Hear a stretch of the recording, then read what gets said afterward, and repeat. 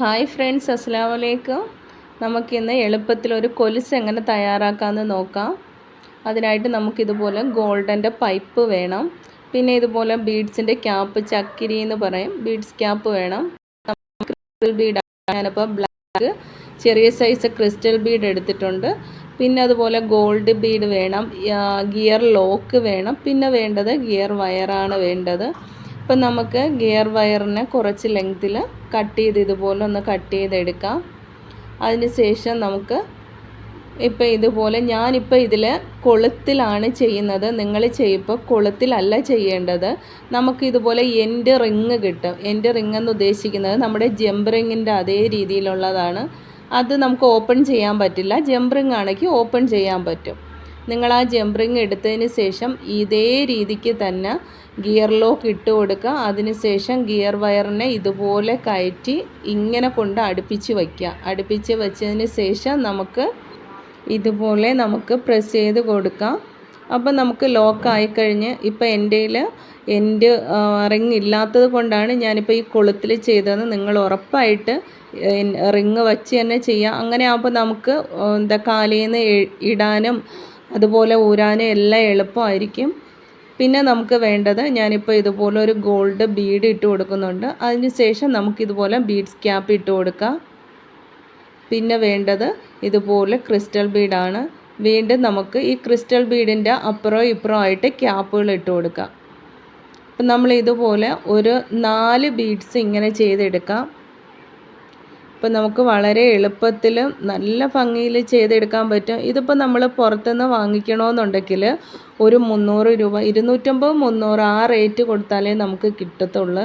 അപ്പോൾ നമുക്ക് നമ്മുടെ മക്കൾക്കായാലും അല്ലാന്നുണ്ടെങ്കിൽ മറ്റ് പുറത്തായാലും നമുക്കിപ്പോൾ 300 എന്നുള്ള സ്ഥാനത്ത് 200 രൂപയ്ക്ക് കൊടുത്താലും നമുക്ക് ഒരിക്കലും നഷ്ടമാവില്ല. ഇപ്പം നമ്മൾ ഇതുപോലെ 4 ബീഡ്സും അതിൻ്റെ ക്യാപ്പും ഇട്ട് കൊടുത്തിട്ടുണ്ട്. ഇനി നമുക്ക് വേണ്ടത് ഈ ഒരു പൈപ്പ് ഇട്ട് കൊടുക്കാം. പൈപ്പിനെ ഇതുപോലെ ഗിയർ വയറിനകത്തൂടെ ഇതുപോലെ കയറ്റി കൊടുക്കുക. വീണ്ടും നമ്മൾ ആദ്യം ചെയ്ത അതേ മെത്തേഡ് തന്നെയാണ്.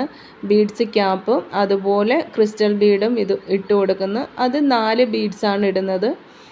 പിന്നെ വീണ്ടും നമ്മൾ അത് കഴിഞ്ഞിട്ട് പൈപ്പ് ഇട്ട് കൊടുക്കുന്നു. ആ ഒരു രീതിയിലാണ് നമുക്കിപ്പോൾ എത്ര ലെങ്തിലാണോ വേണ്ടിയോ അത്രയും ലെങ്തിൽ നമ്മൾ ചെയ്തെടുക്കുന്നത്.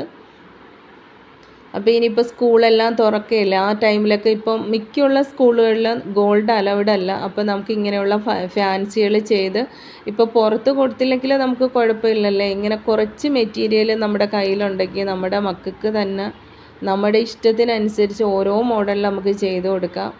ഇപ്പം നമുക്ക് ഈ പൈപ്പ് ഇടാതെ ഈ ബീഡ്സ് മാത്രം വച്ചും ചെയ്തെടുക്കാം. അത് നല്ല ഭംഗിയായിരിക്കും. ഈ പൈപ്പ് വേഗം കളറ് പോകുന്നതല്ലേ. കുറച്ച് നാൾ കുട്ടികളുടെ കാലിൽ കിടക്കുന്ന ഒരു ഐറ്റം. ഇപ്പം നമുക്ക് ഇതുപോലെ ചെയ്തെടുക്കാം. ഇത് വളരെ എളുപ്പമാണ്.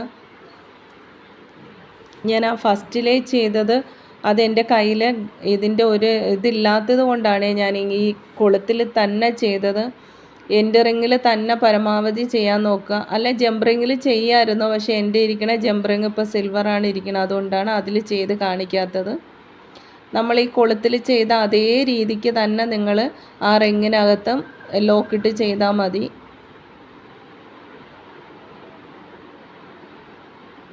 ഇപ്പം ഞാനിപ്പോൾ എൻ്റെ മോളുടെ കാലിൻ്റെ ആ ഒരു അളവിനാണ് ചെയ്യുന്നത്. അപ്പോൾ ഞാൻ ഇതുപോലെ ചെയ്തെടുത്തു.